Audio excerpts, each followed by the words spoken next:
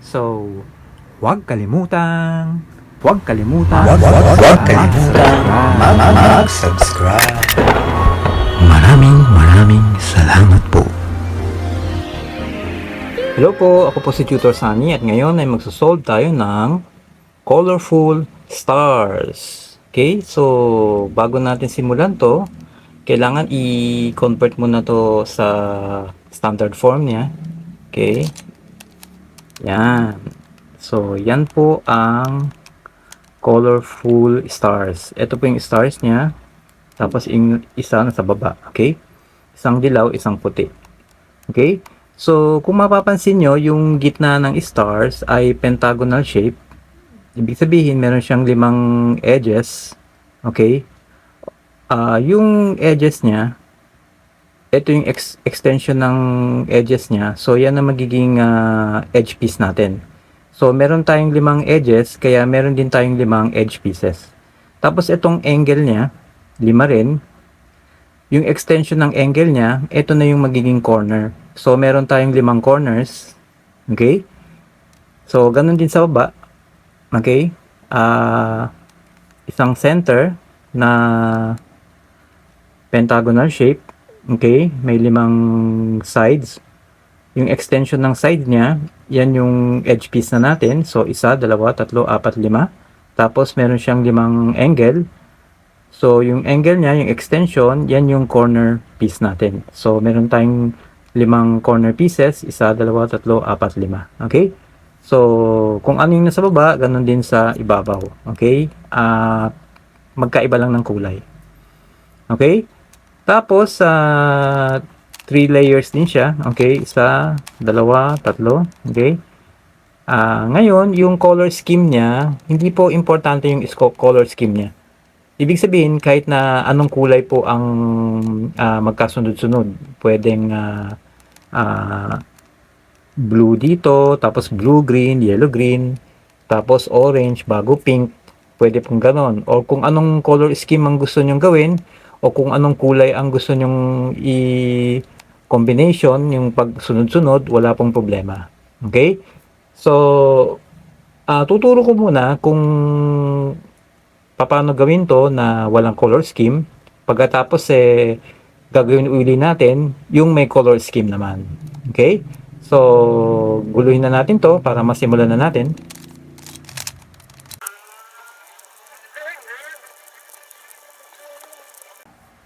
Ngayong magulo na siya, pwede na natin simulan. Okay? So, yung puti, ilalagay natin sa ilalim. Ito, lalagay natin sa ilalim yan. Tapos, unahin natin gawin yung mga edge pieces. Okay? So, meron na tayong 2 edge pieces. Okay na. So, meron pa tayong 3 na kailangan gawing puti. So, ito siya, puti. Okay? Para dito. So, ito, kailangan itabi muna natin. Yan, dito. Tabi natin dito. Para pag inikot natin to, yan, hindi siya tatamaan. Tapos, saka natin itong edge piece na puti, ilalagay natin dito. Ikot lang natin. Yan. Tapos, pwede na natin ibaba. Yan, okay? Next, itong puti naman, pwede natin lagay dito. So, ikot natin.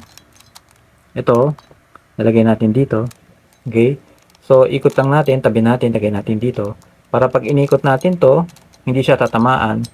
Tapos, ito ngayon lalagay na natin dito. Para pag binaba natin, andyan na siya. Okay? So, isa na lang, ito. Lagay natin sa kanan. Okay, ito. Dito pala siya. So, ikot pa. Ito, lalagay dito. Okay? So, ngayon, tabi muna natin. Para pag inikot natin to, hindi siya matamaan. Tapos, ito, ililipat na natin dito. Tapos, pwede na natin ibaba. Okay.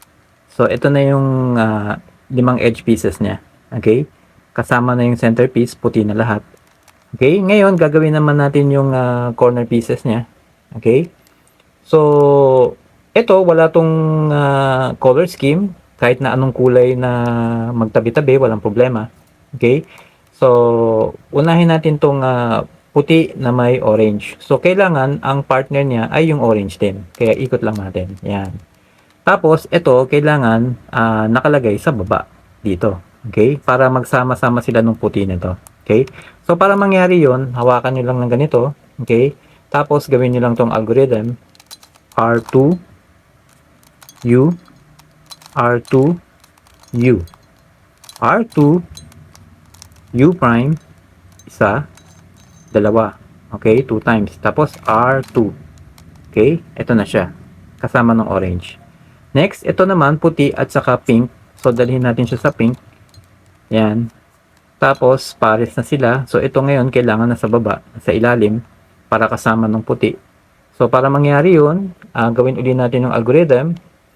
R2, U, R2, U, R2.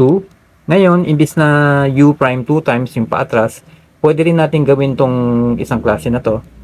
U 3 times, 1, 2, 3. Okay? Tapos R2. Ayan na siya. So, pareho lang po yung effect ng algorithm na yun. Okay?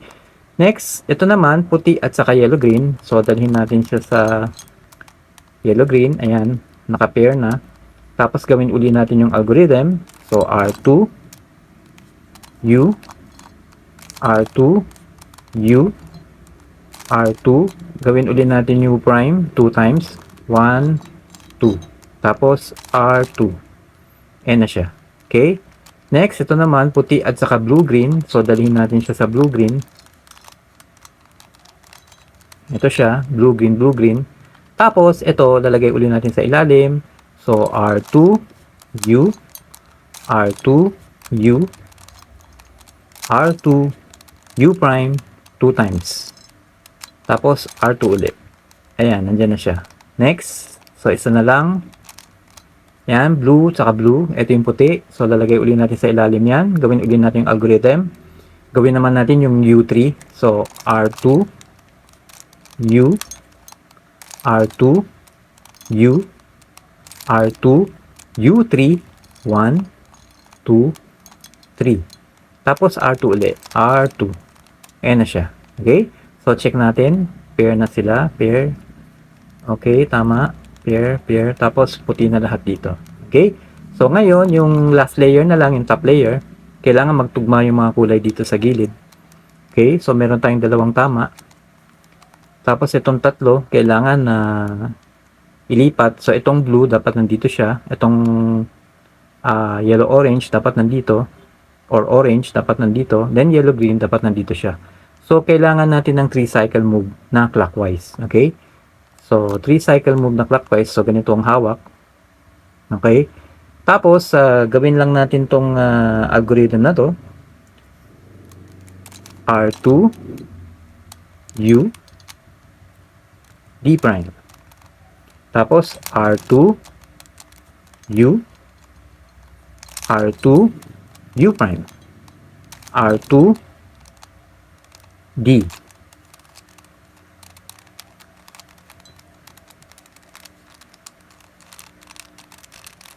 Yan.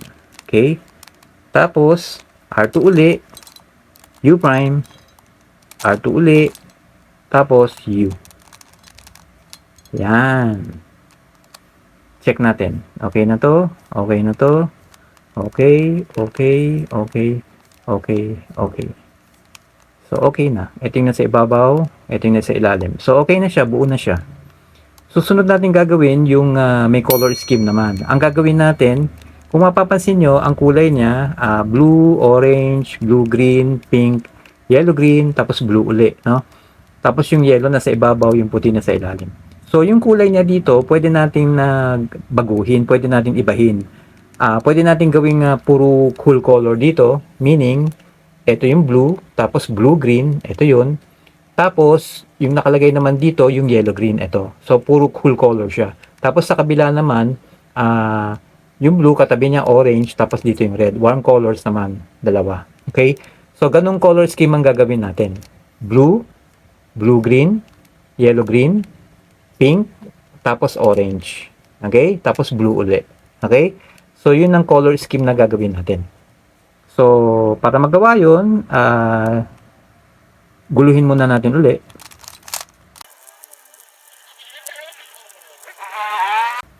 Ngayon magulo na siya, pwede na natin gawin. So, kailangan i-set up muna natin yung color scheme niya. So, yung puti dapat nasa baba o nasa ilalim, ito na siya. Okay? Tapos, kailangan, di ba, blue. Ito, nandito na siya, blue. Tapos dito, blue-green. So, ito, dapat nandito. So, ikot lang natin. Yan. Tapos, ikot natin para malipat. Ikot uli natin. Ayan na siya. So, blue, blue-green. Tapos, ito yung yellow-green. So, ikot lang natin. Ito. Tapos, isang ikot pa. Ayan. So, blue, blue-green, yellow-green. Yan yung cool colors. Tapos, ang katabi ng yellow-green ay pink. Ito na siya. At tapos, yung orange, nandito na rin. Ito yung dalawang warm colors. So, nakaset up na po yung color scheme na gusto natin gawin. Pwede nyo rin ibahin yung color scheme kung anong gusto nyong kulay na magkasunod-sunod. Basta, ikutin nyo lang katulad ng ginawa natin. Okay? So, ngayon, pag na-set up na yung color scheme na yan, ang susunod natin gagawin ay yung edge pieces na puti ay ilalagay natin sa ilalim. Okay? So, ito, itabi muna natin. Pagkatapos, taas natin to. Tapos to, pwede na natin lagay dyan. Tapos, baba uli natin. Andyan na siya. Okay? Next, kailangan ng puti rito. So, ito yung puti, nasa tabi na. Ikot lang natin. Tapos, dali na natin dito sa gitna. Baba na natin. Andyan na siya. Okay? So, may isa pa. Itong puti. So, ikot natin. Itong puti, dapat nandito siya. So, pwede natin itabi muna. Pwede sa taas, pwede rin dito sa baba. Para pag inikot natin to, hindi siya magalaw. Tapos, lagay na natin sa gitna. Dito na siya. Tapos, pwede na natin siya ibaba. So, yung edge pieces niya, nandito na lahat, kasama na ng puti. Okay? Ngayon, gagawin na natin yung, ito, yung corner pieces. So, ito puti, saka yellow-green, naka-pair na sa middle layer na yellow-green. So, ibababa na lang natin siya. Ganito pong hawak. Tapos, gawin lang natin yung algorithm na ginawa natin kanina. R2, U, R2, U, R2, U prime, 2 times. Tapos, R2 ulit. Yan. Ayan na po siya. Next, ito naman, puti at saka blue-green. So, dadalhin natin siya sa blue-green. I-prepare natin. Ayan, ipapares natin siya. Tapos, ganito uling hawak. Tapos, gawin naman natin yung isang algorithm kasi pwede rin natin gawin yun, yung may U3. So, pareho lang ang effect nun. So, R2, U, R2, U, R2, U3, 1, 2, 3. Tapos, R2 ulit. Ayan na siya. Okay? Next, puti at saka pink. So, dadalhin natin sa pink. Ito siya. Tapos, gawin uli natin yung algorithm. Gawin natin yung U prime 2 times naman. Pareho lang ang effect nun dun sa U3. So, R2, U, R2, U, R2, U prime, 2 times. Tapos, R2 ulit. Ayan na siya. Next, ito naman puti at saka yung orange. So, ganitong hawak natin. Yung U3 naman ang gawin natin. So, R2, U, R2, U, R2, U3, 1, 2, 3. Tapos, R2 ulit. Okay? Next, isa na lang.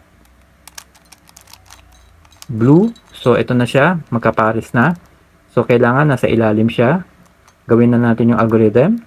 U prime 2 times naman ang gagawin natin. So, R2, U, R2, U, R2, U prime 2 times. Tapos, R2. So, yung U prime 2 times, saka yung U3, yung effect niya pareho lang po. Okay? Kaya pwede nyong gamitin kahit alin doon para mailagay sa ilalim. Ngayon, tapos na tong first at saka second layer natin. Yung puti, okay na lahat. Gagawin na natin yung third layer o yung last layer. Okay? So, yung gilid na lang. Kasi yung nasa taas, okay na rin. So, ikot natin to. Tingnan natin. May dalawa dyan kasi supposed to be, in general, o kadalasan, may dalawang kulay na magkatugma na. So, tingnan natin kung may dalawang kulay. Ayan, no? Itong orange at saka itong yellow-green. So, ngayon, itong orange, okay na. Itong yellow-green, okay na. Itong blue, kailangan nandito siya. Itong blue-green, dapat nandito. At itong pink, dapat nandito. So, kailangan natin ng 3 cycle move na clockwise. Okay?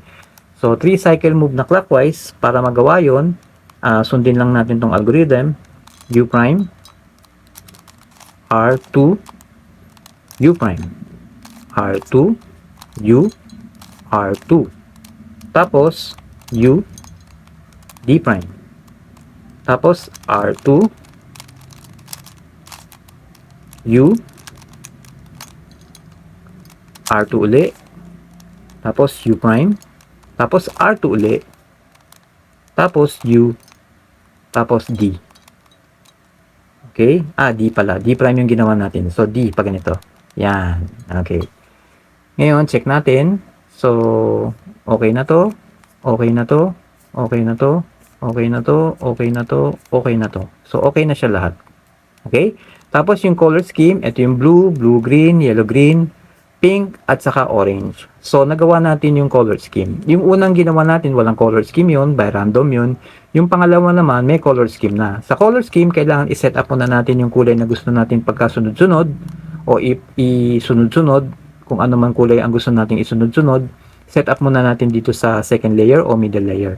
Pagkatapos, saka na natin gagawin yung i-prepare para ilagay yung puti sa ilalim. Okay? So, okay na siya. Gagawin natin yung ibang algorithm na hindi nagawa doon sa kanina para makumpleto siya. Okay?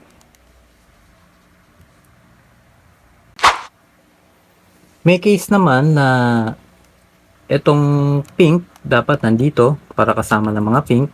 Yung yellow-green dapat nandito para kasama niya yellow-green. At itong blue-green dapat nandito para magkakasama sila nung blue-green. So, kailangan ng 3 cycle move pa rin pero counterclockwise naman pag ganito siya. Okay? So, para mangyari yun, ito yung V-shape. Okay? Ganyan ang hawak. Yung dalawang piraso nandito, yung isa nandito. Itong tatlo magpapalit, paatras na ganyan. Counterclockwise. So, ganito ang hawak. Tapos, gawin nyo lang tong algorithm. R2, U, R2, D prime. Tapos, R2, U, R2, U prime. R2, tapos U prime ulit. Tapos D.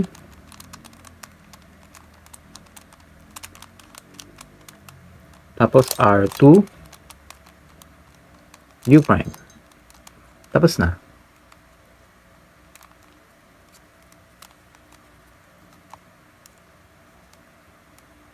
Okay? May case naman po na kailangan ng counterclockwise. Ibig sabihin, itong pink, dapat nandito siya, kasama ng mga pink. Itong yellow-green, dapat nandito, kasama ng yellow-green. At itong blue, dapat nandito, kasama ng mga blue. So, kailangan ng 3 cycle na move, pero counterclockwise naman. Okay?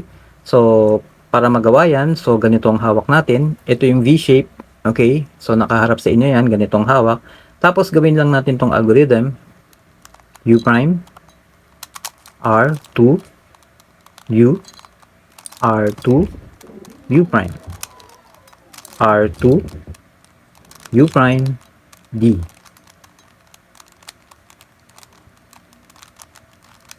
Yan.